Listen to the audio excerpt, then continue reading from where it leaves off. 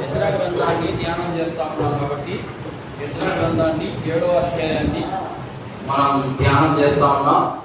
7వ అధ్యాయాన్ని కొన్ని భాగాలుగా విభజించి సాధారణంగా ఒక భాగంలోనే చెప్పేదాన్ని, కానీ కొన్ని భాగాలుగా చేసి మనం అర్థం చేసుకుంటూ దేవుని విషయంలో మనం ఎలా ఉన్నాం, మనం ఏమి నేర్చుకుంటున్నాం, మనం ఎలా ఆ మార్గాన్ని చేరుకోగలిగే స్థితిలో ఉన్నామా లేకపోతే చూసిపోయే స్థితిలో ఉన్నామా అనే విషయాలు ఆధ్యాత్మికంగా నేర్చుకోవాలని వాటిని చాలా భాగాలుగా విభజించి మనం అర్థం చేసుకునే దానికి ప్రయత్నం చేస్తా ఉన్నాం. అయితే అందులో భాగంగా ఈరోజు యెజ్రా గ్రంథాన్ని 11వ భాగంగా మనం ధ్యానం చేస్తా ఉన్నాం. సర్వసాధారణంగా ఈ 10 అధ్యాయాన్ని 10 ప్రసంగాలతో ముగించేయాలి, కానీ 10 ప్రసంగాలతో ముగిస్తే మనకు అర్థమవుదని ప్రభు మనకి ఇచ్చినటువంటి ఆ జ్ఞానం చొప్పున, ప్రభు మనకి ఇచ్చినటువంటి ఆ యొక్క వాక్య విశ్లేషణ చొప్పున మనందరూ నేర్చుకుంటూ వెళితే ఆధ్యాత్మికమైనటువంటి జీవితంలో ముందుకు పోయే భాగ్యము. రెండవదిగా మనం చాలా విషయాలు నేర్చుకుంటేనే మనం ఆధ్యాత్మికంగా ఎదగలం, లేకపోతే ఎదగలేం అనే విషయాన్ని మనం సరి చేసుకుంటూ వెళ్తా ఉన్నాం. ఈరోజు యెజ్రా గ్రంథాన్ని మనం కొన్ని వచనాలు 1 నుండి 11 వచనాలు మనం ధ్యానం చేయబోతా ఉన్నాం. 1 నుండి 11 వచనాలని ఒక భాగం చేసి ఆ భాగానికి ఈ అధ్యాయానికి అంతటికీ కలిపి ఒకే పేరు. ఏంటి ఆ పేరు అంటే యెజ్రా యొక్క ప్రావీణ్యత. యెజ్రా యొక్క ప్రావీణ్యత అనే పేరు పెట్టి దీంట్లో 3 భాగాలు చేసి, ఈ అధ్యాయాన్ని 3 భాగాలు చేసి 3 భాగాల్లో మొదటి భాగం యెజ్రా ప్రావీణ్యత అనే అంశంలో అదే పాయింట్ తీసుకొని 3 పాయింట్లతో మనము మాట్లాడుకోబోతున్నాం. చదువుదాం. నేను యెజ్రా గ్రంథము 7వ అధ్యాయము 1 నుండి 11 వచనాలు మనందరం కలిసి చదువుకుందాం. అందరూ చదవండి. ఈ సంగతులు జరిగిన పిమ్మట పారసీకపు రాజైన హర్తహషస్షా యొక్క ఏలుబడిలో యెజ్రా బబులోను దేశం నుండి యెరూషలేము పట్టణమునకు వచ్చెను. అతడు సెరయా కుమారుడై ఉండెను. సెరయా అజర్యా కుమారుడు, అజర్యా హిల్కియా కుమారుడు, హిల్కియా షల్లూము కుమారుడు. చదవండి అందరూ చదవాలమ్మా.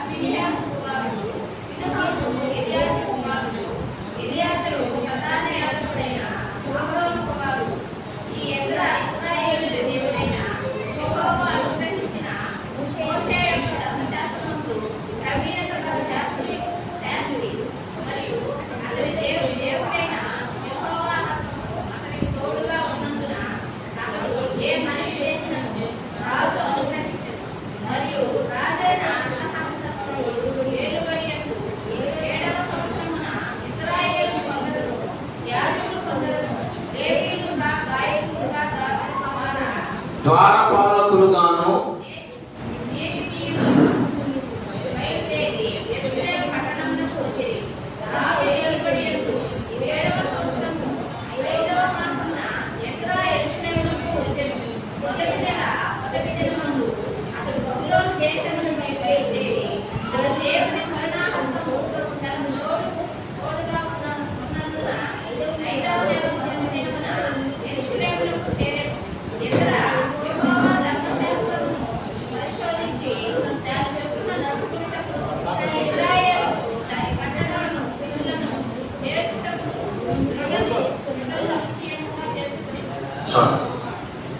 ప్రార్థన చేద్దాం. పరిశుద్ధుడా, ప్రేమ కలిగిన తండ్రి, నీ వందనాలు ప్రభువా.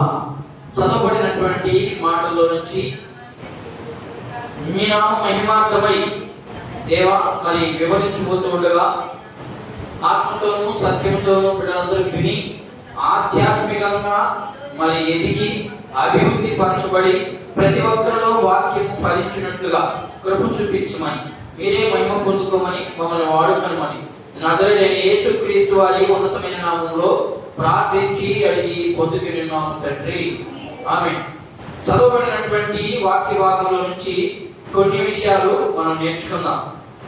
ఏంటో ఆ కొన్ని విషయాలు అంటే, 7వ అధ్యాయము మొదట్లో ఏం కనబడతా ఉంది? మొదటి వచ్చిన ఒకసారి మళ్ళా చదవండి. ఏ సంగతులు జరిగిన పిమ్మట?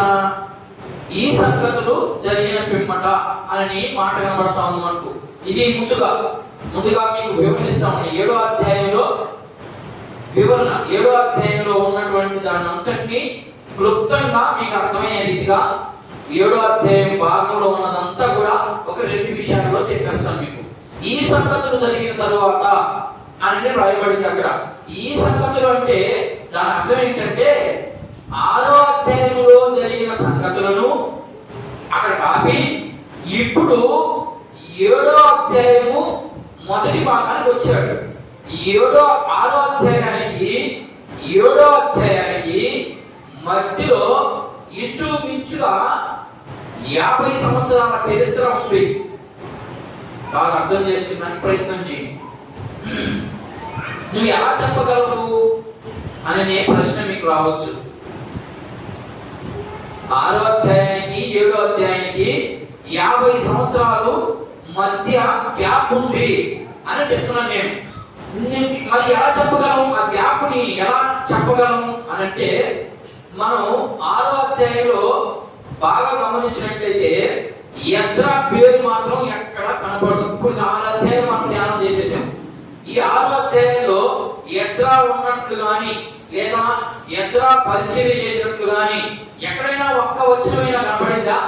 కనపడలేదు. కారణం ఏంటంటే అప్పుడు దాకా ఎజ్రా ఎక్కడున్నాడు అంటే బబులోను చెరలో ఉన్నాడు. అర్థమైందా? ఎజ్రా బబులోను చెరలో ఉన్నాడు ఆయన. మరి ఎజ్రా గ్రంథాన్ని రాసింది ఎవరయ్యా అంటే ఆయనే. కానీ అదంతా మనం 10 అధ్యాయాలు ధ్యానం చేసినప్పుడు మాత్రమే మనకు ఆ ఎజ్రా పరిస్థితి ఏంటి, ఎజ్రా ఎవరు, అసలు ఎందుకు ఆయన ఈ పుస్తకాన్ని రాయడం జరిగింది అనే విషయాలు మనకు అర్థం అవ్వాలి అంటే ఖచ్చితంగా ఇవన్నీ మనకు తెలిసి ఉండాలి. ఇప్పుడు అటు తరువాత అంటే ఏం కనబడుతుంది అక్కడ 7వ అధ్యాయంలో? ఈ సంగతులు జరిగిన తరువాత అంటే ఏ సంగతులు జరిగిన తర్వాత అంటే మందిరము పూర్తయిపోయిన తర్వాత. మందిరం ఎప్పుడు పూర్తయింది? మనం ఆల్రెడీ చెప్పాం. మందిరం ఎప్పుడు పూర్తయింది? మందిరం ఎప్పుడు కట్టారు? ఎజ్రా కాలంలో కట్టారా? లేదు, జెరుబ్బాబెలు కాలంలో కట్టారు. నేను మీకు ఫస్ట్ లోనే ఒక మాట చెప్పాను. ఈ పుస్తకంలో 10 అధ్యాయాల్లో 3 వ్యక్తులు కనబడతారు. ఆ 3 వ్యక్తులు ఎవరు అంటే, ఒకటి జెరుబ్బాబెలు, ఆయన మందిరాన్ని కట్టేదానికి ఆజ్ఞ జారీ చేసిన వ్యక్తి. రెండవది మందిరాన్ని కట్టించాలని పురుగులిపినటువంటి వ్యక్తి. మొదటి వ్యక్తి జెరుబ్బాబెలు. రెండవ వ్యక్తి ఎవరై అంటే మందిరం కట్టేసిన తర్వాత ప్రజల్ని దేవునిలో ఆరాధించేదానికి లేకపోతే దేవునితో అడ్డుకట్టబడేదానికి నడిపించే వ్యక్తే ఎజ్రా. అర్థమైందా? కట్టించాడు. మందిరం కట్టించిన తర్వాత అందరూ ప్రజలు మందిరంలోకి వెళ్తున్నారు. ఎందుకో ఇదంతా మనకే అనుకుంటున్నా నేను. మనం కూడా మందిరం కట్టించుకున్నాం, కానీ ప్రజలకి దేవుని విషయాలే తెలియకుండా పోయినాయి.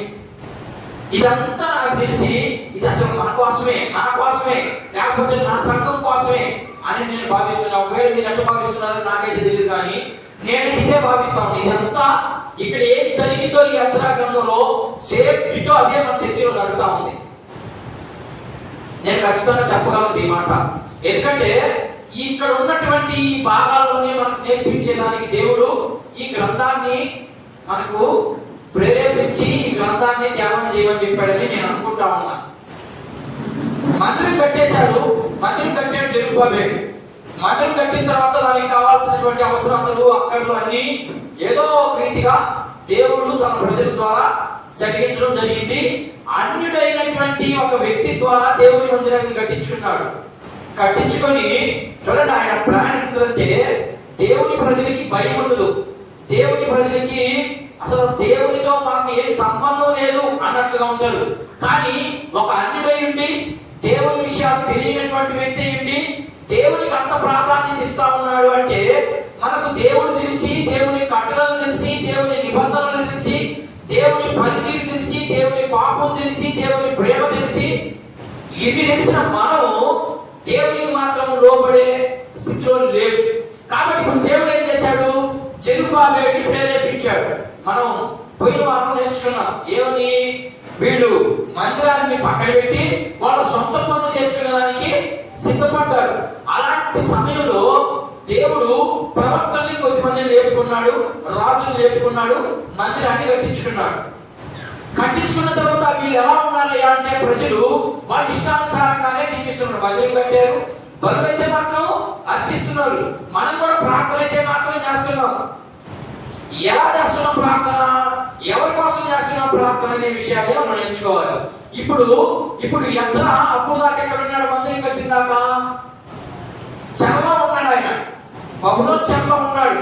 అంటే ఫస్ట్ ఎంతమంది వచ్చారు చెర నుండి? మీకు ప్రశ్న వేస్తానని చెప్పాను నేను. ఫస్ట్ జెరుబ్బాబెలు ఎంతమందిని తీసుకొచ్చాడు? ఏమ్మా, 50,000 మందిని తీసుకొచ్చాడు ఆయన. అర్థమైందా? 50,000 మందిని తీసుకొచ్చాడు. ఈ 50,000 మంది చేత మందిరాన్ని కట్టించుకున్నాడు. మందిరం కట్టించుకొని ఈ మందిరంలో పని జరిగిస్తా ఉన్నాడు.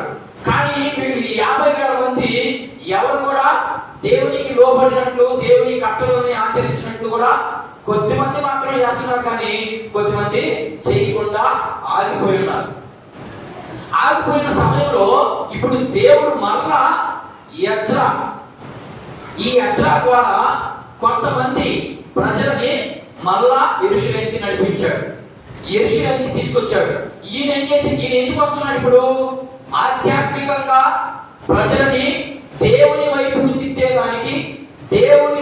తిప్పేదానికి, దేవునిలో ఎలా ఎదగాలి, నువ్వు ఎలా ఉంటే దేవుడు నిన్ను ప్రేమిస్తాడు, నువ్వు ఎలా ఉంటే దేవుడు నిన్ను ఆశీర్వదిస్తాడు అనే విషయాలు చెప్పేదానికి ఎజ్రాని ఎన్నుకున్నాడు దేవుడు.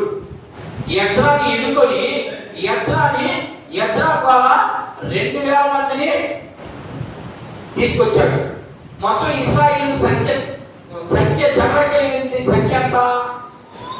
ఇశ్రాయేలీయులు చెరలోకి వెళ్ళినటువంటి మొత్తం ప్రజలు ఎంతమంది మాకు గుర్తు ఉందా? 60 లక్షల మంది. 60 లక్షల మంది వెళితే వాళ్ళు ఎంతమంది వచ్చారు? 50,000 మంది ఫస్ట్ ట్రిప్ వచ్చారు. రెండో ట్రిప్ ఎజ్రా. ఫస్ట్ ట్రిప్ ఎవరు తీసుకొచ్చారమ్మా? జెరుబ్బాబెలు తీసుకొచ్చాడు, పంపించింది ఆయనే. అర్థమైందా? రెండో ట్రిప్ ఎజ్రా తీసుకొస్తున్నాడు. ఇప్పుడు 2,000 మందిని తీసుకొచ్చాడు. ఆ తర్వాత ఇంకొక ఆయన తీసుకొచ్చాడు. ఇంకా ముందుకు వెళ్ళేటప్పుడు మనం ఆ భాగాన్ని చూద్దాం. ఇప్పుడు ఎజ్రా ఈ భాగం అయిపోయింది. ఈ మొదటి భాగం అయిపోయిన తర్వాత ఇప్పుడు రెండవ భాగంలో ఎజ్రా ఇప్పుడు బయలుదేరాడు. ఎక్కడి నుంచి? చెరలో నుంచి, అంటే బబులోను నుంచి యెరూషలేముకి ప్రయాణం అయ్యాడు. ఈ ప్రయాణ మార్గము 4 నెలలు పట్టింది ఆయనకి. బబులోను నుంచి యెరూషలేముకి రావడానికి 4 నెలల ప్రయాణం చేశాడు. అందుకని ఈ 11 వచనాలలో ఒకే భాగం చేసి చెప్పేయాలి. దీన్ని ఒకే భాగం చెప్తే నీకు అర్థం కాదని, అర్థం చేసుకునేదానికి కష్టంగా ఉంటుందని నేను ముక్కలు చేశాను. మొదటిగా ముందు ఎలా జరిగిందనే విషయం చెప్పడంతో మందిరం పూర్తయిపోయింది. ఇది ఎప్పుడు? క్రీస్తు శకం 515 లేదా 16లో ప్రారంభమైంది. క్రీస్తు పూర్వము, క్రీస్తు శకం కాదు, క్రీస్తు పూర్వము అంటే యేసు ప్రభు పుట్టక మునుపు 516 లేదా 515 మధ్యలో జరిగిందని మనం తెలుసుకున్నాం. అయితే ఇప్పుడు యెరూషలేము ఇప్పుడు ఏ రాజు పరిపాలిస్తున్నాడు? అప్పుడు మందిరం పూర్తయినప్పుడు చదవండి.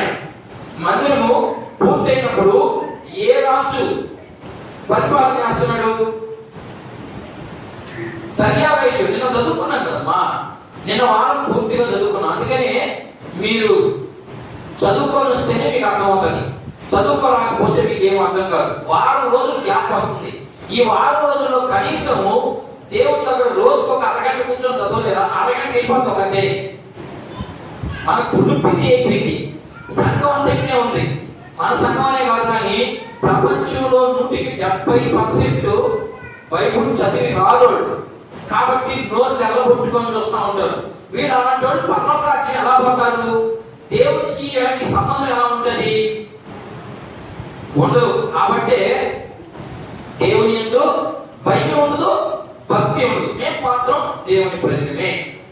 ఈయనలాగా ఈ 50,000 మనుషుల్లాగా ఇప్పుడు వచ్చాడు.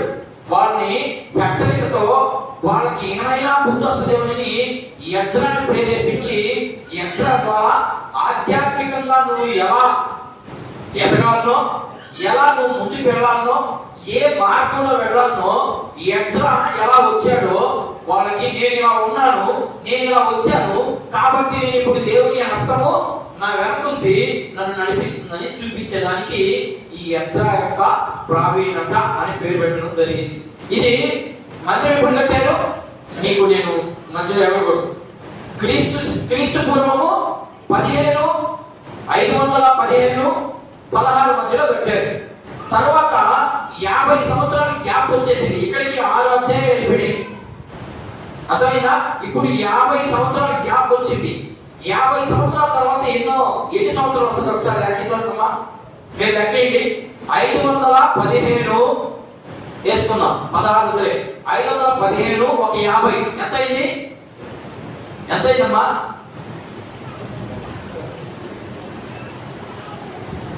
565 సంవత్సరాలు. అర్థమైందా? 50 సంవత్సరాలు మైనస్ లో ఉంది. ఈ 50 సంవత్సరాల్లో ఎస్తేర్ గ్రంథాన్ని రాయడం జరిగింది. ఏమ్మా అర్థమవుతుందా? కన్ఫ్యూజన్ అవ్వకండి. కన్ఫ్యూజన్ అయితే వాక్యం మనకు అర్థం కాదు. యెజ్రా గ్రంథము 6వ అధ్యాయం దాకా జరిగి అక్కడ ఆగిపోయింది. మందిరం పూర్తి అయిపోయింది. మందిరం పూర్తి అయిపోయిన తర్వాత ఇక దేవుడికి ఇంకే పని ఉంటుంది? దేవుడు వాళ్ళు అంటే ఆరాధిస్తారని చెప్పి దేవుడు అక్కడ కాడికి ఆగిపోయాడు. వీళ్ళు మందిరం పని పూర్తిగా జరిగించలేదు. జరిగించక ఏం చేస్తున్నారు? ఏదో జరిగిస్తా ఉన్నారు తాత్కాలికంగా. మనలాగా మనం కూడా జరిగిస్తున్నాం తాత్కాలికంగా. శుక్రవారము మందిరం పెడతాం. ఎందుకు పెడతాం శుక్రవారం? మన సంఘంలో ఉన్నటువంటి విశ్వాసులకు కానీ లేదా బయట పరిచయం చేస్తున్నటువంటి వారి కోసం కానీ ఏదో విజ్ఞాపన చేస్తే వాళ్ళ ద్వారా ఇంకొంతమంది రక్షించబడి దేవుడిని ఎరిగి నరకానికి పోకుండా వారిని ఆధ్యాత్మికంగా పెంచేదానికి శుక్రవారపు ఉపవాస ప్రార్థన. అది లేదు ఎక్కడ కూడా. ఇప్పుడు కొన్ని చర్చిల్లో మాత్రమే ఉంది, అన్ని చర్చిలో లేదు. ఏదో పోతున్నాం వస్తున్నాం అనేది భావం అయిపోయింది. ఎందుకని మనుషులు జ్ఞానం ఎక్కువైపోయింది. మనుషులకి జ్ఞానం ఎక్కువైపోయేదానికే దేవుడిని పక్కన పెట్టేస్తా ఉన్నాం. వీళ్ళు ఎప్పుడైతే మందిరం కట్టించుకున్నారో, మందిరం కట్టేసిన మాకేమీ కట్టలేదు. మందిరం కట్టేసుకున్నాం, లక్షణంగా సాయంకాలం పోతాం, ఉదయం పోతాం, బలు నడిపిస్తాం, మా పాపాలు పోతాయి, వచ్చేస్తాం అని అనుకుంటున్నారు. అదే రీతిగా బబులోను చెరలో ఉన్నప్పుడు మూలిగారు. అయ్యా బాధల్లో ఉన్నప్పుడు అయ్యా మమ్మల్ని ఎంత సంపదవా నువ్వు, మమ్మల్ని అందుకు అరణ్యంలోకి నడిపించుకొచ్చింది, అందుక మమ్మల్ని ఈ పాలు తేనెలు ప్రవహించే దేశాన్ని ఇస్తామన్నది ఇచ్చావు, అన్ని బాగానే ఉంది. కానీ ఏడ చేతులు వెళ్ళిపోయాడు. మమ్మల్ని విడిపించు, నీ దగ్గరనే కూర్చుంటాం.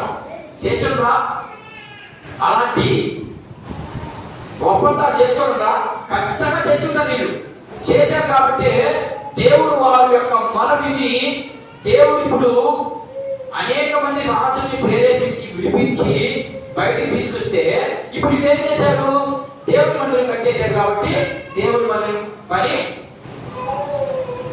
ఇక్కడికి స్టాప్ అయిపోయింది. స్టాప్ అయిపోయిన తర్వాత వాళ్ళ పనులు చేసుకొని మొదలు పెట్టారు. కాబట్టి ఎలా ఈ ఎస్తేరు గ్రంథాన్ని రాయడానికి గల కారణం ఏంటంటే, మీరు ఎస్తేరు గ్రంథం మొదటి వచ్చింది చదవండి. చదువునాయి పిల్లలతో మీరు వాళ్ళు వదిలిండండి, వాళ్ళు అరుచుకుంటారు, కీ పెట్టుకుంటారు. మీరు వదిలి వాళ్ళలాగి మీరు రచ్చ చేస్తున్నారు ఎక్కువ. వాళ్ళు వదిలి వాళ్ళు అరుచుకుంటారు. చదువు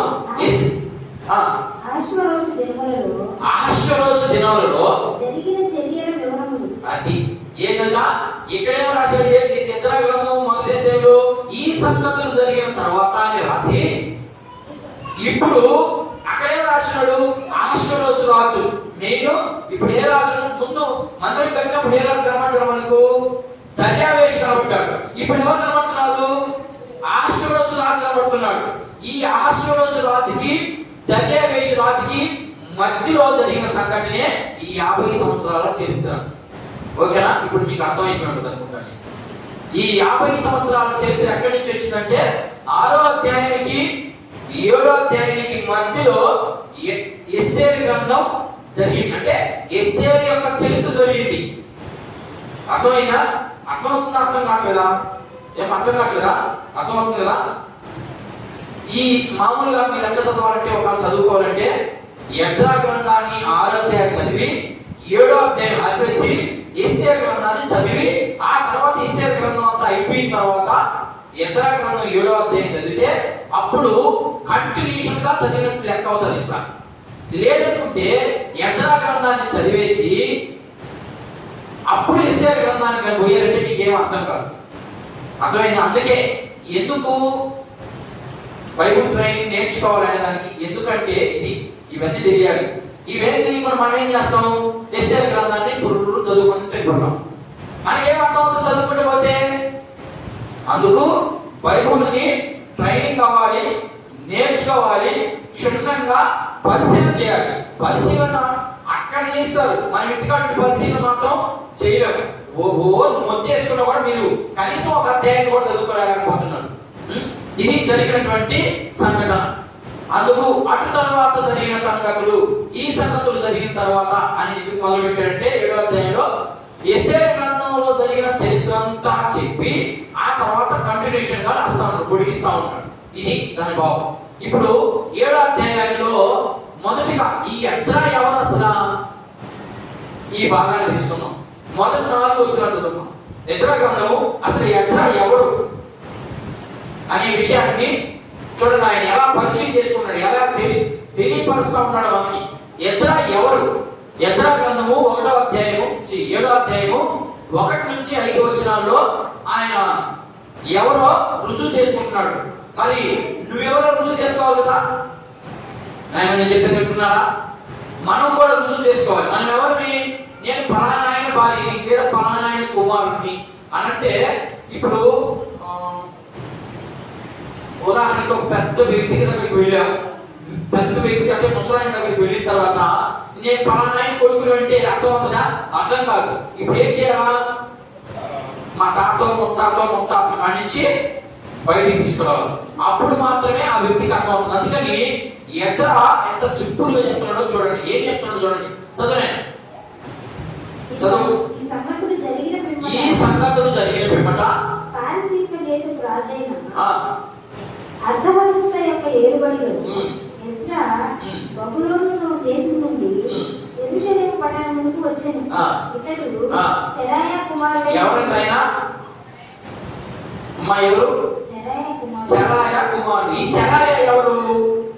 ఈ సెరాయా ఎవరు అమ్మా? అసలు వీళ్ళంతా ఎవరు?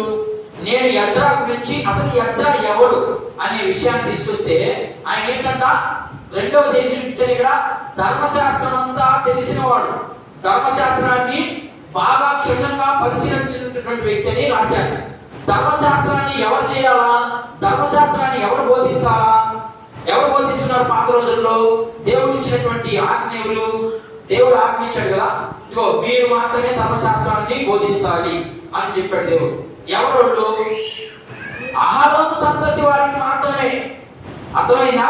అహరోను సంతతి వారికి మాత్రమే ఆ యొక్క బోధించే అవకాశం ఈయన జరిగింది. ఈ మాట మీకు ఎక్కడ కనబడుతుందంటే నిర్గమకాండము తీటి ఒకసారి ఆ మాట ఎక్కడ కనబడుతుంది చూద్దాం. అహరోను దేవుని మందిరం ఎప్పుడైతే గుడారము నిలబెట్టారో దేవుని మందిరం కట్టారా, గుడారం కట్టారా? ఫస్ట్ ఆయన అర్థమవుతుందా, అర్థం కావట్లేదా? అర్థమవుతుంది కదా. దేవునికి మందిరము కట్టలేదు, మొదట గుడారం కట్టారు. గుడారంలో పెట్టారు దేవుణ్ణి. గుడారంలో పెట్టి దేవుణ్ణి ఆరాధిస్తా ఉండడం జరిగింది. 28వ అధ్యాయం 1వ వచనం, నిర్గమాకాండము. ఎవరి యెజ్రా అనే విషయాన్ని మనం తెలియాలంటే వాడి యొక్క పితరులు మనకు ఖచ్చితంగా తెలుసుంటారు. నిర్గమాకాండము 28వ అధ్యాయం 1వ వచనం, మరియు నాకు యాజకత్వం చేయుటకై నీ సహోదరుడైన అహరోనును అతని కుమారులను అనగా అహరోను కుమారుడైన నాదాబును. మీరు ఎక్కడ ఆడదాం. ఏం చెప్తున్నాడు? మోషేకి దేవుడు ప్రత్యక్షమై ఏం చెప్తా ఉన్నాడయ్యా అంటే, మోషే ఇదిగో నాకు యాజకత్వం చేసేదానికి నీ అన్న సంబంధించినటువంటి వారే, నీ అన్న పిల్లకాయలే, లేదా మీ అన్న వంశంలో నుంచి వచ్చినటువంటి వారు మాత్రమే యాజకత్వం చేయాలి. ఇంకా పరాయి వాడు యాజకత్వం చేసేదానికి వీలు పడదు అని చెప్పాడు.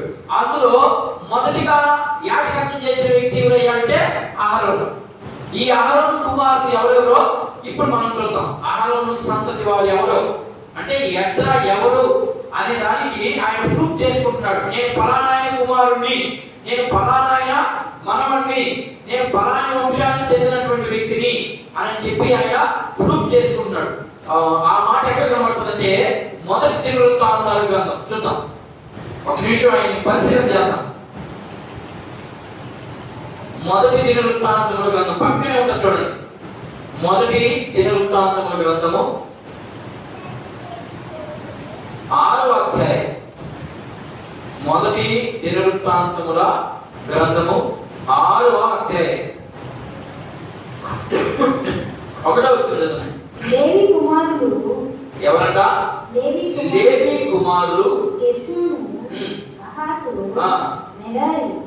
కహాతు కుమారులు అమ్రాము, ఇష్మాయేలు, హెబ్రోను. మీరు ఎన్ని చదవలేరు కానీ చాలా కష్టతరం ఉంటుంది. అక్కడ వీళ్ళందరూ కనబడతారు. ఎవరు కనబడతారంటే వాడి యొక్క వంశాల పేర్లు కనబడతాయి. అర్థమైందా? ఆ వంశాల పేర్లు మీరు నేను ఎన్నో వచ్చిన చదివాను? 6వ అధ్యాయము 1వ వచనం, 14వ వచనం చూడు ఒకసారి. 6:14 చూడు. అజర్యా సెరాయాను కనిను. ఏజెండా ఇప్పుడు ఇంత అర్థం మనం ఎక్కడ చూసుకున్నాం? యెజ్రా ఎవరి కుమారుడు అంట? సెరాయా కుమారుడు. సెరాయా ఇక్కడ కనబడుతున్నాడు. వాడంతా వాడు వంశం యొక్క పేర్లన్నీ కూడా అక్కడ వ్రాయబడడం జరిగింది. అందుకని నేను అంత పూర్తిగా ఇచ్చాను మీకు, మీరు చదువుకుంటే బాగా అర్థమవుతుంది. ఈ యెజ్రా ఎవరిగా కనబడుతున్నాడు ఇప్పుడు మనకు? సెరాయా కుమారుడు అంటే అహరోను సంతతికి కనబడిన వ్యక్తిగా మనకు కనబడుతున్నాడు. అహరోను వంశానికి సంబంధించినటువంటి వ్యక్తిగా మనకు కనిపిస్తా ఉన్నాడు. అందుకనే ఆయన ఎవరికి కుమారుడు ఉన్నాడు ఇక్కడ యెజ్రా గ్రంథంలో? సెరాయా కుమారుడు. కుమారుడు అని 5వ వచనంలో కనబడతా ఉన్నాయి మనకు. తర్వాత 5వ వచనం చివరి భాగం చూద్దాం ఒకసారి. 5వ వచనం చివరి భాగం చదవండి, లేకపోతే 5వ వచనం మొత్తం చదవండి. 7వ అధ్యాయము 5వ వచనం.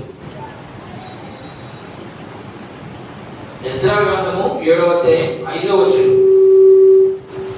బుక్కి అబీషువ కుమారుడు అబీషువ ఫీనెహాసు కుమారుడు ఫీనెహాసు ఎలియాజరు కుమారుడు ఎలియాజరు ప్రధాన యాజకుడైన అహరోను కుమారుడు ఈ యెజ్రా.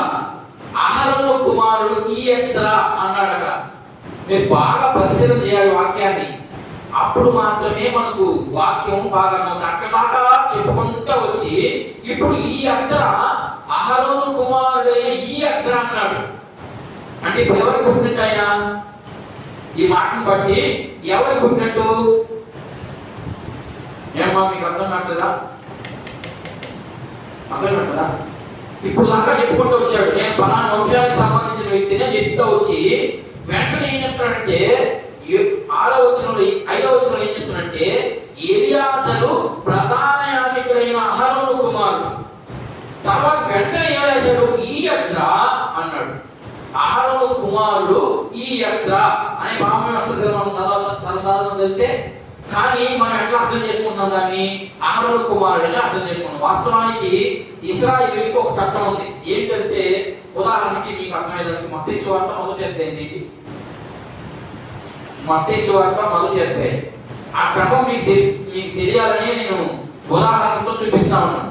ఇప్పుడు చదవండి.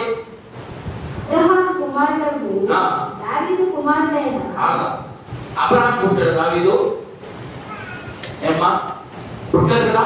మరి అక్కడ రాసిందే మీరు ఎట్లా చదువుకోవాలి అంటే ఇశ్రాయేలుకి ఒక పద్ధతి ఉంటుంది. మనకు కూడా ఉన్నాయి పద్ధతులు.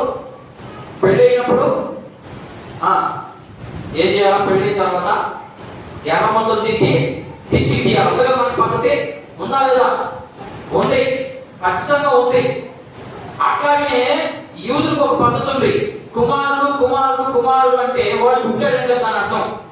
ఆ వంశానికి సంబంధించినటువంటి వ్యక్తి అని మనం అర్థం చేసుకోవాలి. అట్లా అర్థం చేసుకోకపోతే మళ్ళా మనము తప్పుగా అర్థం చేసుకున్నానికి అలవాటు అయిపోతాం. అలా అలవాటు అవ్వకూడదని మీకు ఇంత క్లియర్గా వివరిస్తా ఉన్నాను నేను. అర్థమైందా? ఇప్పుడు ఎవరు ఈ యెజ్రా అంటే మీకు ఏమర్థమైంది? ఈయన అహరోను సంతతికి సంబంధించినటువంటి వ్యక్తి. అహరోను ఏ గోత్రానికి సంబంధించిన వ్యక్తి? అహరోను ఏ గోత్రానికి సంబంధించినటువంటి వ్యక్తి? ఇవే మీకు వచ్చే ప్రశ్నలు. అహరోను ఏ గోత్రానికి ఏ పని చేస్తుంటారు? యాజకత్వం, అంతే కదా. సింపుల్గా చెప్పేసడానికి ఏం గమ్ముగా ఉన్నారు మౌనంగా. నేను ఇలాంటి ప్రశ్నలు అడుగుతున్నానని చర్చిలో ఒక్కరు కూడా సరిగా రావడం చర్చికి. నేను కూడా ఆపేస్తాను, నేను చర్చి మోతేసేస్తాను. అంగడికి పోయి వచ్చిన తర్వాత ఈ 5 ఏం చేసేవాళ్ళని అడుగుతాను నిన్ను. నీకు జీవితం 70 సంవత్సరాలు జీవితం ఇస్తే ఈ 70 సంవత్సరాలు ఏం చేసేవాళ్ళని అడుగుతాను నిన్ను. ఏం చెప్తావు? 7 రోజులు పని చేసుకోండి, 6 రోజులు 7 రోజులు మందిరానికి వెళ్ళాలంటే ఆ రోజే పని దొరుకుతుంది వానికి, ఈ 6 రోజులు పని దొరకదు. ఎగ్జాంపుల్ ఇవంతా ఏం లేదా? ఈ బైబిల్ అంతా మనకు అర్థమయ్యేదానికే పెట్టాడు. మనం అర్థం చేసుకోవాలి. ఇదిగో పూర్వము నాతో కూడా నడుస్తున్నటువంటి ప్రజలు ఎలా ఉన్నారు, మీరు అలా ఉండబాకండి. అలా ఉండకూడదు అనే దానికే బైబిల్ ఇచ్చింది. లేకపోతే మనకెందుకు బైబిల్? మనం క్రైస్తవులు అయిపోయాం కదా. సరే, ఇంతదాకా ఈ సొలు కబుర్లని పక్కన పెట్టి ఇప్పుడు మనం వెళ్దాం. మీరు ఖచ్చితంగా చదవండి. రోజు కనీసం 1 గంట సేపు దేవుని దగ్గర కూర్చోరు కదా. చదవండి, ప్రార్థన చేయమని చెప్పడం లేదు మిమ్మల్ని. కనీసం 1 అరగంట అన్నా, అరగంటకి అయిపోతుంది ఒక అధ్యాయం బాగా చదివితే. ఏం తెలుసుకోకుండా ఉంటే చదువు రానోళ్ళు అట్లే ఉందా, చదువు వచ్చిన వాళ్ళు అట్లే ఉందా. మరి ఇంకెవరు తెలుసుకునేది దేవుని గురించి? ఎవరు ముందుకు వస్తారు? ఇట్లాగైతే అప్పుడు అపోస్తలులు బోధ చేసినప్పుడు ఇక వాళ్ళతోనే అంతరించిపోయిండు. వాళ్ళతో నుండి ఉత్సాహంగా మేము కూడా దేవుని పని చేయాలని. కాబట్టి వాళ్ళ పేర్లు మనం చదువుకుంటా, వాళ్ళ జీవితాన్ని మనం చూసుకుంటా, ఆ జీవితానికి నా జీవితానికి లింక్ పెట్టుకుంటా అలా ముందుకు పోవాలనే మన పని, మన ప్రయత్నం. ఈ లోకంలో మన ప్రయత్నం అంతా వాళ్ళు లాగా చేయలేకపోయినా కనీసం వాళ్ళు నడిచిన మార్గంలో నడతాం అనే ఉద్దేశానికే బైబిల్. సరే, మొదటి విషయం ఏంటమ్మా? ఎవరైనా అంటే యెజ్రా ఎవరయ్యా అంటే ఈయన అహరోను సంతతికి సంబంధించినటువంటి వ్యక్తి. అహరోను ఎవరయ్యా అంటే యాజకత్వానికి సంబంధించినటువంటి వ్యక్తి. ఇక అహరోను సంతతి ఎక్కడున్నా కూడా ఎవరిళ్ళు? లేవీయులు. అంటే యాజకత్వం, దేవుని పని చేసేదానికి ప్రత్యేకంగా ఏర్పరచబడినటువంటి సంఘం. మీరు కూడా ఏర్పరచబడ్డారు. క్రీస్తు రక్తం ద్వారా కడగబడినటువంటి వ్యక్తులు మీరు. మీకు కూడా దేవుని యొక్క ప్రణాళిక తెలుసుకోనున్నారు మీరు. ఇది మొదటి విషయం. మీకు అర్థమైంది అనుకుంటాను. ఉదాహరణ కూడా మీకు ఒక మత్తయి సువార్తలో ఒక అధ్యాయం చూపించాను. ఎలా ఈయన ఎవరైనా అంటే ఫలానా ఆయన కుమారుడు, ప్రూఫ్ చేసుకుంటాను నేను ఫలానా ఆయన కుమారుడిని అని అన్నాడు. వీళ్ళకి ఒక ఆచారం ఉంది. ఏంటది? ఏంటమ్మా? యూదులకి ఒక ఆచారం ఉంది. ఏంటి ఆచారం? ఇక్కడ చూడండి, దీంట్లోనే ఉండండి మీరు, అటు ఇటు బావద్దు. రెండోది, ఇంట్లో మీద మనసు పెట్టండి. నేను చెప్పేది వీళ్ళకి ఒక ఆచారం ఉంది. దీనికి సంబంధించి అడుగుతాను, పక్కన అడగండి. నేను వీటికి సంబంధించిన వ్యక్తిలో యూదులకి ఒక ఆచారం ఉంది. ఏంటి ఆచారం? చిన్నప్పటి నుండే ధర్మశాస్త్రాన్ని నేర్పిస్తారు తల్లిదండ్రులు. 12 సంవత్సరాల దాకా తల్లిదండ్రులు నేర్పించాలి. 13వ సంవత్సరం నుంచి పాఠశాలలో పంపించాలండి. ఏ పాఠశాలకి? ధర్మశాస్త్రాన్ని నేర్పించే పాఠశాల పంపించాలి. ఎప్పుడు దాకా? 18 సంవత్సరాల దాకా.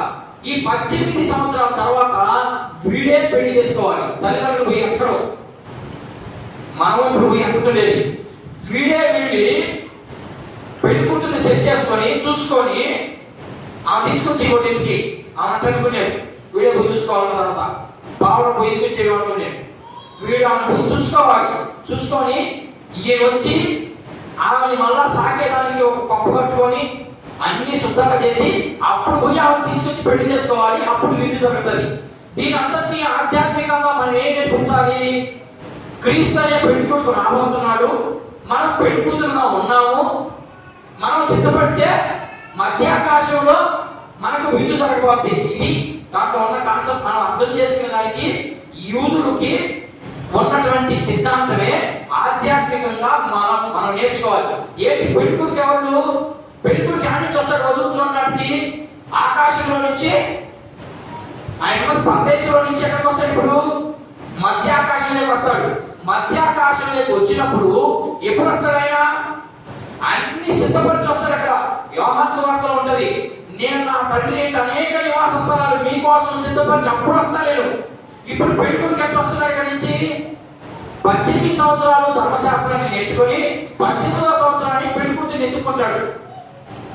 పెళ్ళికూతుర్ని ఎత్తుకొని వెళ్ళిపోయాడు ఆయన. అర్థమైందా?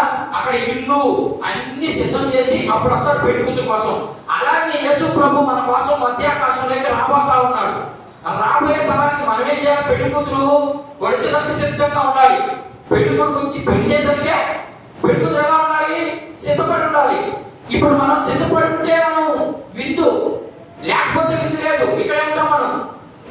ఆ సిద్ధపాటును చూపించడానికి వాళ్ళకి ఒక పద్ధతి ఉంది. అలాంటి వ్యక్తే ఈ వ్యక్తి. 6-7 వచనాలు ఉన్నాయి, చదువు. 7-8 వచనాలు. రెండో వ్యక్తి ఎలా? ధర్మశాస్త్రం ఎలా తెలిసింది అనే విషయం మీకు తెలియాలంటే వీళ్ళకి ఒక సిద్ధాంతం ఉంది. ఆ సిద్ధాంతాన్ని నేర్చుకోవాలి వాళ్ళు. చదువు. మరియు రాజైన అర్ధహస్త ఏలుబడి యందు 7వ సంవత్సరమున ఇశ్రాయేలీయులు కొందరును, యాజకులు కొందరును, లేవీయులను, గాయకులను, ద్వారపాలకులను, నెతనీయులను బయలుదేరి యెరూషలేము పట్టణమునకు వచ్చిరి. రాజు ఏలుబడి యందు 7వ సంవత్సరము 5వ మాసమున ఎజ్రా యెరూషలేమునకు వచ్చెను. మొదటి నెల మొదటి దినమందు 6 వచ్చి చదివేవా? 6 వచ్చి చదువు. 7-6. ఈ ఎజ్రా ఇశ్రాయేలు దేవుడైన యెహోవా అనుగ్రహించిన మోషే యొక్క ధర్మశాస్త్రమందు ప్రావీణ్యత చేసి. అది కావాల్సిన పాయింట్ మనకి. ఇక్కడ ఏం చెప్తున్నాడు? ఈ ఎజ్రా ఎవరో ప్రూఫ్ చేసుకున్నాడు. మొదట నేను అహరోను కుమారుణ్ణి అని ప్రూఫ్ చేసుకున్నాడు. అహరోను కుమారుడు అయితే వాళ్ళకి ఏముండాలా? అర్హత ఉండాలి. ఏ అర్హత? ధర్మశాస్త్రాన్ని అంతటినీ కూడా ఖచ్చితంగా తేల్చుండాలి వాళ్ళకి, తెలుసుండాలి వాళ్ళకి. అందుకనే ఆయన ఈ ఎజ్రా మోషే ఇచ్చినటువంటి ధర్మశాస్త్రంలో ప్రావీణ్యత కలిగినటువంటి వ్యక్తి, అంటే బాగా తెలిసినటువంటి వ్యక్తి అనే విషయం కూడా మనకి క్లియర్ అవుతా ఉంది. ఏంటంటే ధర్మశాస్త్రం అంతా కూడా క్లియర్ గా తెలుసని అక్కడ వ్రాయబడి ఉంది. సరే, ఈయన ధర్మశాస్త్రం తెలిసినటువంటి వ్యక్తికి దేవుని హస్తము తోడుగా ఉండదా? ఖచ్చితంగా ఉంటుంది. వాక్యం మనకి ఎప్పుడైతే అర్థమవుతా ఉంటుందో దేవుడు మనతో కూడా ఉన్నట్టు. మనకు వాక్యం అర్థం కాలేదు అంటే దేవుడు మనతో కూడా లేనంటే అంతే. మొదటిగా ఇక్కడ ఏమో రాయబడింది అంటే యెజ్రా గ్రంథములు, యెజ్రా ధర్మశాస్త్రం అంతా తెలిసిన వ్యక్తి అన్నాడు. తెలిసిన వ్యక్తికి ఖచ్చితంగా దేవుడు తోడైతేనే తెలుస్తుంది. దేవుని గుణగణాలన్నీ దేవుడే ఆయనకి. మీరు 7వ వచనాన్ని కానీ చదివితే అక్కడ ఏముంటుందంటే యెహోవా హస్తం ఆయనకి తోడుగా ఉన్నందున ఆయన చేసిన ప్రతి ప్రార్థన విని రాజైన అహష్వేరోషు కావచ్చు, దర్యావేషు కావచ్చు, జెరుబ్బాబెలు కావచ్చు, ఇంకొక ఆయన కావచ్చు, వీళ్ళందరూ ఆయన దగ్గరికే వచ్చి ఆయన అడిగినవన్నీ ఇస్తా ఉన్నారు. అదే కదా మనం చదివాం 7వ వచనంలో నేనేమన్నా పక్కకు పోయి మీకేమన్నా అర్థం కాకుండా నేను చెప్తున్నా, అదే పుస్తకం ఉంటుంది. నేను చెప్పే ప్రతి పాయింట్ దాంట్లోనే ఉంటుంది. కాకపోతే మీకు అర్థమయ్యేదానికి పక్కకి పోతానంటే ఇంకొక దగ్గర ఇంకో రీతిగా ఉంది, అదే మాట ఇక్కడ ఇలా ఉంది అని చెప్పేదానికి మాత్రమే నేను పక్కకు పెడుతున్నాను. ఈ ధర్మశాస్త్రం అంతా తెలియాలి అంటే ఖచ్చితంగా ఈయన కూడా నేర్చుకొని ఉండాలి. ఎక్కడ నేర్చుకొని ఉంటాడు ఈయన? యెరూషలేముకి వచ్చిన తర్వాత నేర్చుకున్నాడా? లేదు. ఈయన బబులోను చెరలో ఉన్నప్పుడే నేర్చుకున్నాడు. బబులోను చెరకి ఎన్నిసార్లు వెళ్ళాడు వీళ్ళు? ఇశ్రాయేలీయులు ఎన్ని దఫాలుగా వెళ్ళారు చెరకి? రాజులు పట్టుకుపోయారు కదా. ఎన్ని రాజులు, ఎంతమంది, ఎన్నిసార్లు పట్టుకుపోయారని? 3 సార్లు తీసుకెళ్లారు. ఫస్ట్ రాజు వచ్చాడు. ఎవరైనా ఫస్ట్ రాజు అశూరీయులు వాళ్ళు వచ్చారు. వాళ్ళు వచ్చి కొంతమంది గుంపు తీసుకొని వెళ్ళారు. తర్వాత బబులోనీయులు వచ్చారు, కొంతమంది వెతుకొని వెళ్ళారు. ఇప్పుడు ఇక మిగిలిన ఎవరు ఇక్కడ అన్నారా? 100 మంది ఉన్నారు అనుకో. 100 మందిలో యవనస్తులు బాగా పనిచేసేవాళ్ళు 60 మంది ఉన్నారు అనుకో.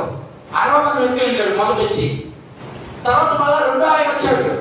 రెండో ఆయన వచ్చి ఇకపోతే 40 మందిలో ఒక 20 మందో 30 మందో ఇంకొక క్రమ వయసు కలిగిన వాడు పనిచేసేవాడు ఉంటారు. 30 మంది వెతికి వెళ్ళిపోయారు. ఇంకెంతమంది ఉన్నారు ఇక్కడ? 60 30 పోతే ఇంకా 10 మంది ఉన్నారు. ఈ 10 మందే ముసలోడు. అర్థమైందా? ఈ రెండో గుంపుల్లో వెళ్ళినటువంటి వ్యక్తే ఈ ఎజ్రా. అర్థమైందా? అయితే ఈ ఎజ్రా ధర్మశాస్త్రాన్ని బబులోను ప్రదేశంలోనే నేర్చుకున్నాడు. క్షుణ్ణంగా పరిశీలించాడు. పరిశీలించదగిన దానిట్టుగానే ఆయన జీవితాన్ని మార్చుకున్నాడు. ఇది రెండో విషయం. మూడో విషయం, ఎజ్రా జీవితం ఏంటి, అసలు ఏంటి, ఎజ్రా జీవితం ఎలా గడిచింది అనే విషయాలు చూడాలి. 8వ వచనంలో చదువు. 8వ వచనం పూర్తిగా చదువు. 7వ అధ్యాయము. ఇప్పుడు 6 నుంచి 8 వచనాల్లో ఏ భాగం వరకు చదివిందని ఇప్పుడు బి భాగం చదువుతుంది. చదువు. రాజు ఏలుబడి యందు 7వ సంవత్సరము 5వ మాసమున ఇజ్రా యెరూషలేమునకు వచ్చెను. ఈ భాగం గుర్తుపెట్టుకోనండి. ఏంటంట? రాజు ఏలుబడిలో 7వ మాసము 7వ సంవత్సరము 5వ మాసము 5వ మాసము అంటే 5వ నెలలో బయలుదేరాడు. ఎక్కడి నుంచి? బబులోను నుంచి. అర్థమైందా? ఇది 4 నెలల ప్రయాణం అని చెప్పాను ఇందాకనే నేను. 5వ మాసంలో బయలుదేరి చదువు. మొదటి నెల మొదటి దినమందు అతను బబులోను దేశము నుండి బయలుదేరి తన దేవుని కరుణా హస్తము తనకు తోడుగా ఉన్నందున 5వ నెల మొదటి దినమున యెరూషలేమునకు చేరెను. అంటే ఇప్పుడు ఎన్ని రోజులు గ్యాప్ ఉంది మధ్యలో? ఎన్ని నెలల గ్యాప్ ఉన్నాయి? 4 నెలల గ్యాప్ ఉంది కదా. ఏం మాకు కనబడుతుందా? 4 నెలల గ్యాప్ కనబడుతుందా? ఆయన ఇప్పుడు 5వ నెల మొదటి దినాన బయలుదేరాడు. అంతే అమ్మా. మొదటి నెల మొదటి రోజు బయలుదేరాడు. తరువాత చదువుమా. నాకు దాన్ని జాగ్రత్త కూడా అర్థమయ్యేటట్టు చదవాలి. మొదటి నెల మొదటి దినమందు అతడు బబులోను దేశం నుండి బయలుదేరి. ఎక్కడి నుంచి బయలుదేరి? ఇప్పుడు మొదటి నెల మొదటి దినమందు బయలుదేరాడు. ఎక్కడి నుంచి? చెర నుంచి. మీకు గుర్తుపెట్టుకోవాలా, బబులోను అంటే చెరే. బబులోను నుంచి, చెరలో నుంచి బయలుదేరాడు. ఎక్కడికి? యెరూషలేముకి. అంటే ఈ మందిరం కట్టినారు కదా, ఈ మందిర ప్రాంతానికి రావాలని దేవుని చేత ప్రేరేపించబడి దేవుడు ఇప్పుడు బయటికి తీసుకొస్తున్నాడు. ఈయన ఒక్కడే కాదు, ఈయనతో పాటు ఒక 2000 మందిని ఒరామరిగా ఒక 2000 మందిని ఎట్ట పెట్టుకొని బయలుదేరాడు. మొదటి నెల మొదటి దినం. ఇప్పుడు యెరూషలేముకు చేరుకునేదానికి ఏమైంది? ఎన్నో నెల వచ్చింది? 5వ నెల మొదటి రోజు అన్నాడు. అంటే మధ్యలో ఎన్ని జరిగింది గ్యాప్? 4 నెలలు ప్రయాణం చేశాడు సముద్రంలో. 4 నెలలు ప్రయాణం చేయాలంటే చిన్న పని? ఎన్ని శ్రమలు. అందుకనే ఎజ్రా జీవితం ఏంటి అనే పదం పెట్టి దీనికి నేనేం చెప్తున్నానంటే, ఎజ్రా ఎంత కష్టపడి ఉంటాడు దేవుని కోసం. ఆ 2000 మందిని తీసుకొని ఆ 2000 మందిలో ఒక్కొక్క మాట రాయని. సముద్రంలో ప్రయాణం చేయడం అంటే చిన్న పని కాదు. మీకు కొన్ని ఉదాహరణలు చూపిస్తాను నేను అక్కడ. ఎట్లా ఆయన ఎజ్రా ఎజ్రా గ్రంథంలో ఆయన 4 నెలలు ప్రయాణం చేశాడు అన్నాడు కదా. కొన్ని ఉదాహరణలు చూద్దాం. అపోస్తలుడైన పౌలు 3వ మిషనరీ సువార్త పరిచర్యలో ఎన్ని మిషనరీలు ఉన్నాయి? ఎన్ని మిషనరీ ప్రయాణాలు చేశాడు పౌలు గారు? ఎన్ని ప్రయాణాలు బయలుదేరాడు?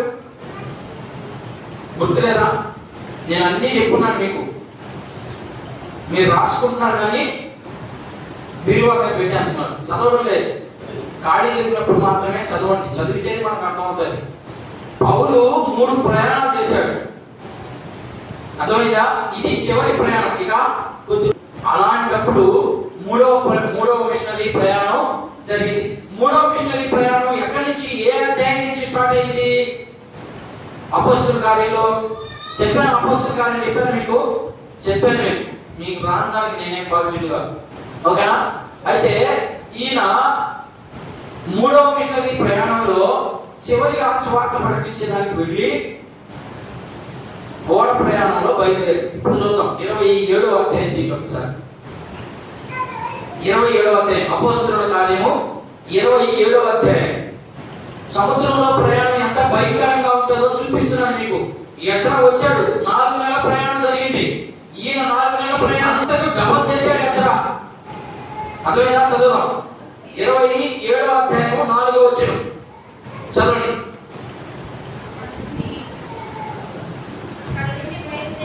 ఎక్కడి నుండి బయలుదేరాడట?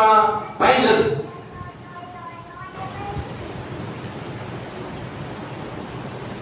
ఏమా కనపడలేదా? అపోస్తలుల కార్యము 27వ అధ్యాయం. మేము ఓడ ఎక్కి పైన నుండి చదవమన్నానంటే వెళ్ళిపోవాలి. ఎటువంటి ప్రాంతం అని. మేము ఓడ ఎక్కి ఇటలీ వెళ్ళవాలని నిర్ణయమైనప్పుడు వారు పౌలును మరి కొందరు ఖైదీలను ఐగుప్తు పట్టణంలో శతాధిపతి అయిన యూలు అని వారికి అప్పగించి ఆసియా దరి వెంబడినున్న పట్టణములకు ప్రయాణము చేయబోవు అద్రముంతియా పట్టణపు ఓడనెక్కి మేము బయలుదేరుతున్నాము. ఎక్కడ బయలుదేరేది? ఇటలీలో బయలుదేరారు. వీళ్ళు పోవాల్సినటువంటి ప్రాంతం ఏంటి? ఆసియా ఖండానికి రావాలి. ఆసియా ఖండానికి రావాలంటే ఇటలీలో ఎక్కే ఓడ. వీళ్ళు ఎక్కి ఆ ఓడ ప్రయాణం జరుగుతూ ఉన్నప్పుడు ఎలాంటి భయంకరమైనటువంటి పరిస్థితులు వచ్చాయంటే, సముద్రము చాలా మంది చెప్తారు నిమ్మలంగా ఉంటుంది, సముద్రంలో ప్రశాంతంగా ఉంటుంది అని చెప్తారు. అదన్నీ ఉట్టి మాటలే. వాళ్ళు ఎంత భయంకరమైన స్థితికి వచ్చారో 27, 28 అధ్యాయం చదివితే మీకు పూర్తిగా బాగా అర్థమవుతుంది. అందులో నేను కొన్ని వచనాలు మాత్రమే మీకు నేను చదివి వినిపించాలని అనుకుంటున్నాను. చదివాను టక చదవాలి. 13వ వచనం దాకా చదవాలి. ఆసియా దరి వెంబడినున్న పట్టణములకు ప్రయాణం చేయబోవు అద్రముతియా పట్టణపు ఓడలెక్కి మేము బయలుదేరుతుంది. మాసిదోనియాను దెస్సలోనిక పట్టణస్థుడైన అరిస్తాకు మాతో కూడా ఉండేను. మర్నాడు సీదోనుకు వచ్చితిమి. అప్పుడు యూలి పౌలు మీరు దయగా ఉండి అతడు తన స్నేహితుడి యొద్దకు వెళ్ళి పరామాయణ పొందుటకు అతనికి సెలవిచ్చెను. అక్కడ నుండి బయలుదేరిన తర్వాత ఎదురుగాలి కొట్టుచున్నందున కుప్పచాటున ఓడ నడిపించి ఏం చేశారంట? మరి సముద్రం నిమ్మలంగా ఉంటుందని చెప్తారు మనోళ్ళు. ఆడ గాలి కొడుతుందంట, భయంకరమైన గాలి వస్తుంది సముద్రం మీద. ఆ గాలికి వీళ్ళు పోయే పడవ అటు ఇటు కొట్టుకురాడుతుందంట. ఆ కొట్టుకురాడేటప్పుడు మనగానైతే వద్దురా బాబు, అసలు దేవుడు దేవుడు మనకి, మనం ప్రశాంతంగా వెళ్ళి మన ఇంట్లో మనం పని చేసుకొని లక్షణంగా తిని ఒకరితో మనకే పని అనుకున్నాడు పౌలు. అలా అనుకోనుంటే ఈరోజు నువ్వు నేను రక్షించబడేవాడు కాదు. పౌలు అలా అనుకోనుంటే ఈ రోజు ఇంట్లో మందిరం కట్టుకునేవాడు కాదు మనం. అలా అనుకోలేదు ఆయన. నా జీవితం పోయినా సరే, నా కుటుంబం అంతా నాశనం అయిపోయినా సరే, అదే మాట్లాడతాడు రోమాపత్రికలో, నేను ఇతరులకు బోధించి భ్రష్టుడైపోయినా సరే నా సంతతి వారు నరకానికి వెళ్ళకూడదు. అది ఆయన కాన్సెప్ట్. నా కాన్సెప్ట్ కూడా ఏంటి? మన అందరికీ దేవుడితో కూడా ఉండాలి. ఇది నా కాన్సెప్ట్. పౌలు ఏమంటాడంటే, నేను అందరికీ బోధించి ఆల్రెడీ వాళ్ళకి వచ్చినటువంటి వాడు, ఆ వచ్చిన వాళ్ళకి బోధించే వ్యక్తినా అందులో పౌలు చాలా చిన్నవాడు, వీళ్ళకంటే పెద్దవాడు ఉన్నారు. వాళ్ళు ఈ బోధ విని ఆశ్చర్యపోతున్నారు. ఎక్కడ దిగింది జ్ఞానం? వీళ్ళు చెప్పేదంతా ఉద్దిత్తులని కొంతమంది అంటే, కొంతమంది ఎక్కడి నుంచి వచ్చి దిగింది జ్ఞానం అంటే ఆయన దేవుని దగ్గర నేర్చుకున్నాడు. దేవుని దగ్గర నేర్చుకున్నాడా నేర్చుకోలేదా? నేర్చుకున్నాడమ్మా. ఎక్కడ ఉంది ఆయన నేర్చుకున్నట్టు? యేసు ప్రభువుతో కూడా ఏమైనా తిరిగాడా? దేవుని దగ్గర నేర్చుకున్నాడని చెప్పాను నేను. నేర్చుకున్నాడా? ఏమా దేవుడితో కూడా అసలు తిరిగాడు అసలు పౌలు? తిరగకపోతే అన్ని నేర్చుకున్నాడు. దేవుడి దగ్గర ఉంటేనే కదా నేర్చుకోవాలి. నేర్చుకున్నాడు. దేవుడితో కూడా 3 రోజులు గడిపాడు ఆయన. ఈ ఆల్రెడీ ఆయనకి ధర్మశాస్త్రం అంతా, ఎజ్రా యొక్క ధర్మశాస్త్రం తెలుసో అంత ప్రవీణత కలిగినటువంటి వ్యక్తి పౌలు. ధర్మశాస్త్రం అంతా క్షుణ్ణంగా పరిశీలించేసి నేర్చుకున్నటువంటి వ్యక్తి. అలాంటి వ్యక్తికి ఆధ్యాత్మికమైనటువంటి జీవితము 3 రోజులు నేర్పించేశాడు యేసు ప్రభు. ఎక్కడ నేర్పించాడు? అపోస్తలుల కార్యం 9వ అధ్యాయంలో ఆయన గుర్రానికి పోతా ఉన్న సమయంలో ఆ దమస్కు మార్గంలో కనపడి పడిపోతాడు పౌలు. గుర్రం మీద నుంచి పడిపోయినప్పుడు దేవుని స్వరం ఆయనకి వినపడతా ఉంది. ఏమని? సౌలా సౌలా నన్ను ఏలా నీవు హింసించుచున్నావు ఆయన స్వరం వినపడుతుంది. ఎవరు అని అడుగుతారు ఆయన. చూడండి ఎంత గర్వం పౌలుకి. అప్పుడు సౌలుగా ఉన్నాడు. ఎవరు నువ్వు? యేసు ప్రభుని. నేనే నువ్వు హింసించుతున్నా యేసుని. యేసు ప్రభు హింసించాడా పౌలు? హింసించలేదే. మరి ఎందుకు మాట్లాడుతున్నాడు? యేసు ప్రభుని నమ్ముకున్న బిడ్డని హింసిస్తే ఆయన హింసించినట్టే. యేసు ప్రభుని నమ్ముకున్న వారు తప్పుదోవలో పోతున్నారు అంటే అది పాస్ట్ తప్పే, అంతే. నా మీద ఏడొస్తుంది తప్పు అని నేను జాగ్రత్త పడతా ఉన్నా. యేసు ప్రభుని నమ్ముకున్న తర్వాత వాడు తప్పుదోవలో నడుస్తా ఉన్నాడు అంటే ఈ పాస్టర్ సరైనడు కాదు, అంతే. పాస్టర్ సరైనడు అయితే వాడు తప్పు చేయలేడు. తప్పు చేయాలంటే భయం రావాలి. మరి భయం లేదంటే వాడిని దేవుడికి అప్పగించమన్నాడు దేవుడే. నువ్వు చెప్పడమే నీ డ్యూటీ. విన్నాడా? నీతో కూడా ఉంటాడు. రేపు నాతో కూడా ఉంటాడు. నీతో కూడా ఉన్నాడు, నాతో కూడా ఉంటాడు. విన్నాడా? వదిలే, వాడిని నేను చూసుకుంటా.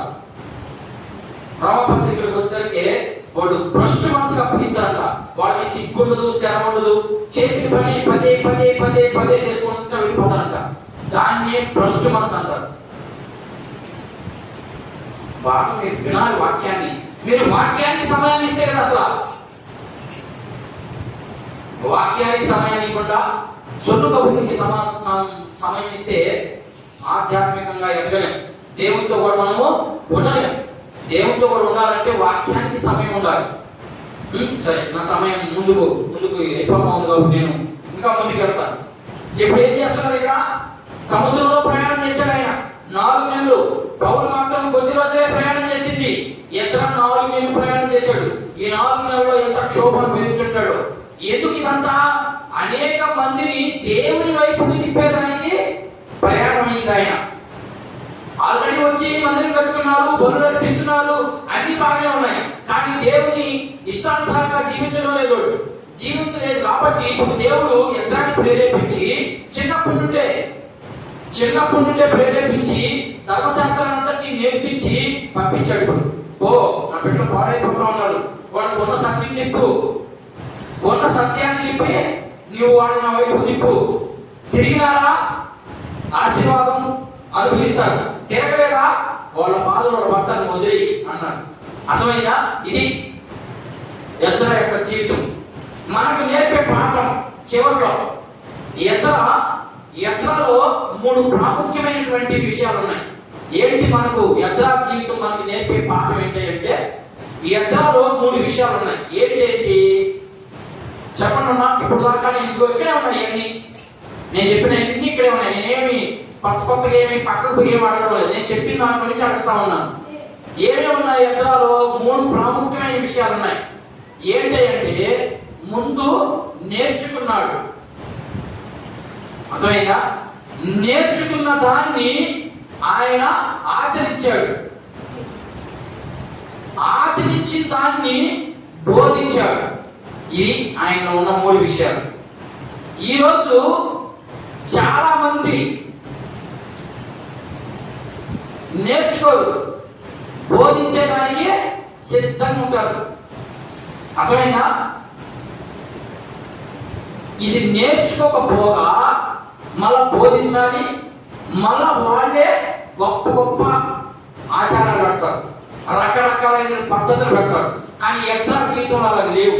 చదువు 11 వచ్చిన చదువు నుంచి 8, 9, 10, 11 వచ్చిన 3 వచ్చిన చదువు ఆయన జీవితం కనబడుతుంది అక్కడ. రాజు ఏలుబడియందు 7వ సంవత్సరము 5వ మాసమున ఎజ్రా యెరూషలేమునకు వచ్చాడు. మొదటి నెల మొదటి దినమందు అతడు బబులోను దేశం నుండి బయలుదేరి తన దేవుని కరుణాహస్తము తనకు తోడుగా ఉన్నందున 5వ నెల మొదటి దినమున యెరూషలేమునకు చేరెను. ఎజ్రా యెహోవా ధర్మశాస్త్రమును పరిశోధించి ఏం చేశాడు? ఆయన పరిశోధించాడు. ముందు ధర్మశాస్త్రాన్ని పరిశోధించాడు. ఈరోజు పరిశోధన చేయగలుగుతున్నారా పాస్టర్లు? చేయడం లేదు పరిశోధన. అసలు పరిశోధన అంటేనే తెలియదు. ఎక్కడ వీళ్ళు నేర్చుకోరు. సంఘంలో బయలు పెట్టుకొని ఈ ఊళ్ళో కూడా 4 రోజులు తిరిగేది నేను కూడా పాస్టర్ అని చెప్పేస్తున్నాడు. ఎట్లా అవుతారు ఈ పాస్టర్లు? ఇక్కడ ఎక్స్ట్రా విషయం చూడండి, చిన్నప్పటి నుంచి నేర్చుకున్నాడు, నేర్చుకున్న దాన్ని ఆచరించాడు. ఈరోజు వాక్యం బోధించడానికి మాత్రం స్టేజ్ ఎక్కి ఓహో అని బాగా బోధిస్తున్నాడు, ఆచరిస్తున్నాడు. దాని ప్రకారం జీవించాలని ఒక కోశం కాకపోయినా ఒక కోశమైనా ఉందా? మీరు ఇతరులది మీరు ఆశించొద్దు అన్నారు. మరి ఎందుకు అడుగుతున్నారు? ఈ దశ ఇవ్వాలి. మరి ఇచ్చిన దాన్ని ఏం చేస్తున్నావు నువ్వు? ఏం చేయమని చెప్తుంది బైబిల్? ఆచరించలేరు, చెప్పేస్తారు, చేసేది మాత్రం తక్కువ. ఎందుకని? వీడు నేర్చుకోలేదు. నేర్చుకున్నప్పుడు మాత్రమే ఆ భయం వస్తుంది. నేర్చుకోకుండా ఏదో ఒక పాస్టర్ దగ్గర 4 రోజులు 5 రోజులు తిరిగేది, ఆయన ఏదో చెప్పింది వినేది, అది నిజం అబద్ధం అని వీడు తెలియదు. వీడు ఎక్కడ చెప్పేస్తాడు, సంఘం అంతా పోతుంది రేపు నరకానికి. నేర్చుకోవాలి బైబిల్ని. సంఘ పెద్ద కానీ అసలు సంఘ పెద్దలకి అలాంటి లక్షణాలే లేవు, అలాంటి క్వాలిటీసే లేవు. మేము సంఘ పెద్దలు అని చెప్పుకుంటున్నారు. సంఘ పెద్ద పాస్టర్ తర్వాత పాస్టర్. సంఘ పెద్ద అంటే అర్థము పాస్టర్ ఎప్పుడన్నా ఇరుగుతుడిగా అవుతాడు, అనారోగ్యం అవుతాడు, ఇంట్లో పడుకుంటే సంఘ పెద్ద వాక్యం చెప్పాలి. అసలు సంఘ పెద్ద అసలు ముందు తాగుతుండే, సిగరెట్ తాగుతుండే, బీడీ తాగుతుండే, భూమిలో రాసిస్తుండే, ఈడెట్ అవుతాడు సంఘ పెద్ద. అలాంటి వాళ్ళందరూ బోధినేసి ఏమైపోతుంది? ఈరోజు సంఘం నరకానికి సిద్ధపరుస్తా ఉన్నారు వీళ్ళందరినీ. అర్థం ఇక్కడ ఎక్స్ట్రా విషయంలో నేర్చుకున్నాం. ఆయన నేర్చుకున్నాడు, నేర్చుకున్న దాన్ని ఆచరించాడు. ఏది నీ జీవితంలో ఎక్కడ నేర్చుకున్నావు? అసలు నువ్వు ఆచరణ తీసి పక్కన పెడదాం. ఎక్కడ నేర్చుకున్నావు?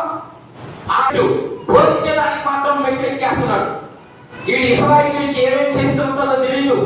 ఇశ్రాయేలులో లేవీయులు ఎవరు, యూదులు ఎవరు, ఏం తెలియదు వీడికి.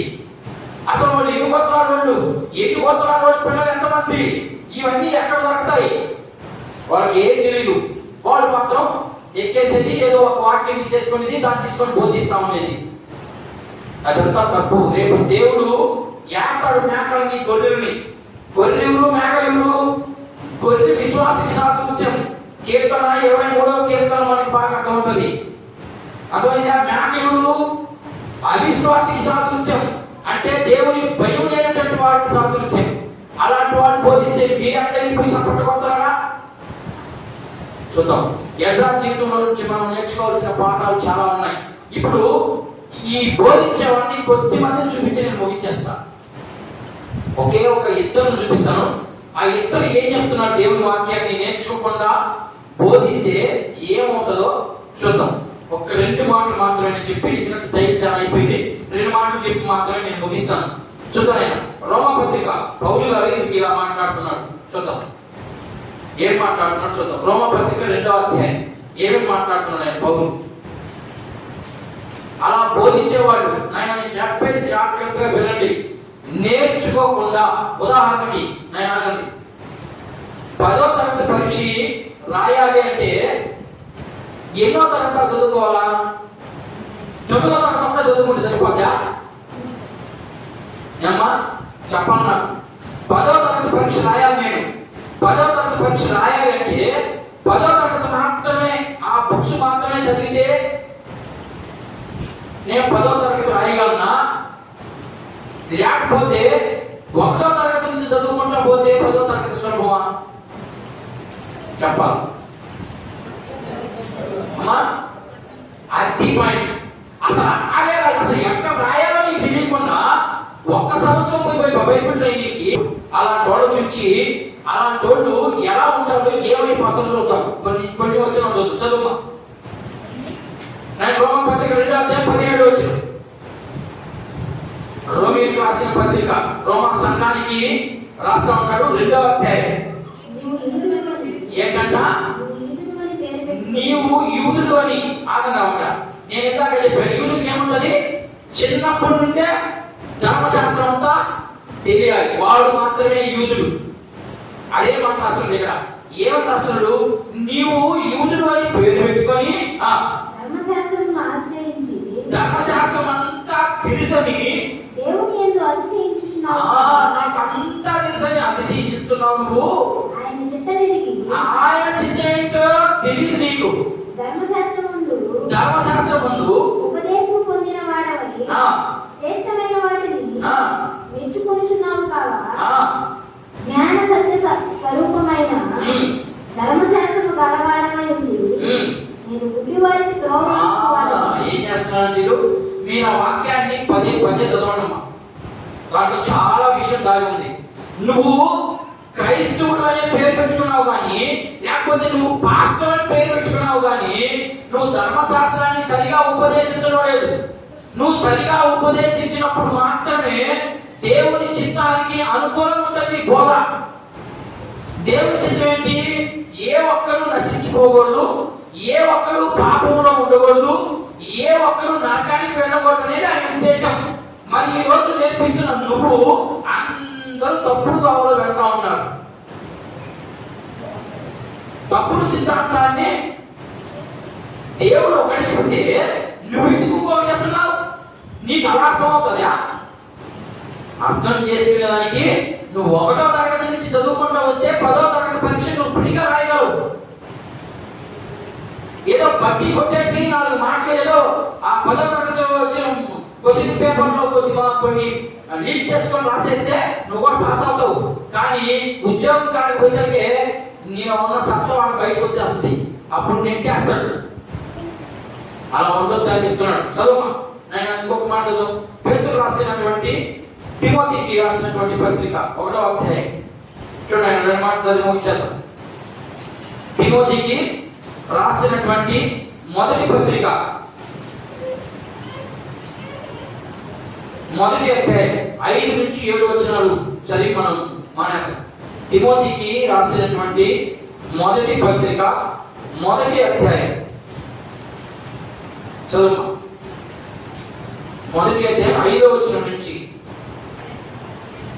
ఉపదేశ సారమేదనగా పవిత్రమైన హృదయము నుండి, మంచి మనస్సాక్షి నుండి, నిష్కపటమైన విశ్వాసము నుండి కలుగు ప్రేమయే. అక్కడ మన క్వశ్చన్ కాకుండా ఇక్కడ రాగమన్నాడు. ఇవన్నీ ఉన్నాయో లేవో చూడండి ముందు వాళ్ళు. తర్వాత కొందరు వీటిని మానుకొని తొలగిపోయి తాము చెప్పిన వాటినైనను నిశ్చయమైనట్లు రూఢిగా పలుకు వాటినైనను గ్రహింపకపోయినను ధర్మశాస్త్ర ఉపదేశకులై ఎండగోరి నిష్ప్రయోజనమైన ముచ్చట్లకు తిరిగి. ఏంటంట? ఏమ్మా, కొందరు అవిశ్వాసులై నిష్కపటమైనవి అంటే దేవుడు చెప్పనివి ముసలమ్మ ముచ్చట్లకి వెళ్ళిపోతున్నారంట. వాడు బోధ. వాడు ఏమంటారు? నాకు అంతా తెలుసు అంటారు. ఏం తెలుసు ఆయనకి? చాలా మంది ఉన్నారు. ఈయన 1 సంవత్సరం కూడా బాలేదు, నేను పాస్టర్ అని చెప్పేసి వచ్చేసి ఎలాంటి మాటలు మాట్లాడుతుంది ఇక్కడ? వక్రీకరణం అంటే మనుషులకి కావాల్సినటువంటి వాక్యం చెప్తున్నాడు కానీ దేవుల్లో ఎదిగే వాక్యం చెప్పట్లేదు. అదంతా తప్పుడు, రాంగ్ డాక్టర్. అదంతా అలా వింటే నువ్వు కూడా పోతావు నరకానికి. అలా బాగుండా ఉండాలంటే దేవుని ప్రణాళిక మనకు ఖచ్చితంగా ఉండాలి. దేవుని ఉద్దేశాలు తెలియాలి.